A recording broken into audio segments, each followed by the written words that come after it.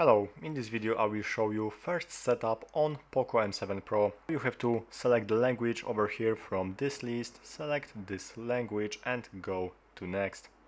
Now you have to choose your region from this list, click next after that. Now read these permissions or don't, just simply select I read it and agree, click next. Now you can set up using another device. I will skip it, but you can choose Android or the iPhone. Now you have to connect your Wi-Fi. Now you have to connect to your Wi-Fi network, or you can skip it. Now you have to sign in to your Google account. I will skip it for now, but I recommend you to do it right now.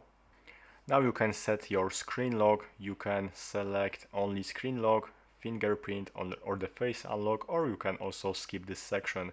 Let me take set screen lock and let's take for example PIN. Now you have to remember your password. It's very important. Set something over here, click continue, and now you have to confirm your PIN again, your password again, and now after that there is some of the Google features that you can allow for it. Location, allow scanning and some other features. Click accept after that. Now there is also basic settings, same way like previous, so you can adjust this like you want. Click next after that, and now you can select font settings. You can use default font or the Mi Sans. Let's take default for example. Go next. Now you can set up your lock screen. Let me skip it for now. Now you have to select default launcher. Is it app drawer or the classic? I recommend you to use app drawer. For me personally it's more convenient.